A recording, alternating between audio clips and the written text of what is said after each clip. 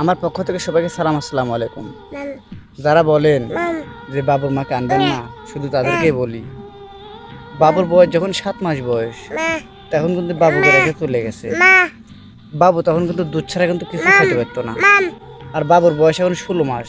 বাবু কিন্তু ভাত, সুজি, মিষ্টি, দই এগুলো কিন্তু মোটামুটি খেতে পারে। এখন কিন্তু আর কিন্তু সমস্যা নাই।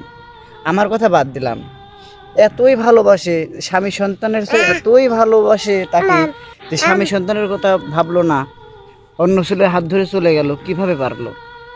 এতটুকু মাসুম বাচ্চার কথা কি একবার ভাবলো না যে এদের দুধ ছাড়া তো কিছুই খেতে পারে না? টাকা রেখে আমি কি করে যাব? একবার কি ভাবতে পারতো না? হুম? মানুষ এত নিষ্ঠুর কিভাবে হয়? মানুষ 10 মাস 10 দিন গর্ভে রেখে সেই সন্তান ফেলে রেখে যায় কিভাবে অন্য ছেলের হাত ধরে? যে ছেলের সাথে তো গেছে, ওই ছেলে এই যে 9 মাস হচ্ছে গেছে, 3 মাস ওই ছেলেটা ওর কাছে ছিল, আর 6 মাস হচ্ছে ওই একা একা আছে। তার নিজের বাপ মার বাড়ি তো সে যাইতে পারতেছে না। আমাকে ফোন দিয়ে বলতেছে যে আমাকে নিয়ে যাও, আমার ভুল হয়ে গেছে, ক্ষমা করে দাও।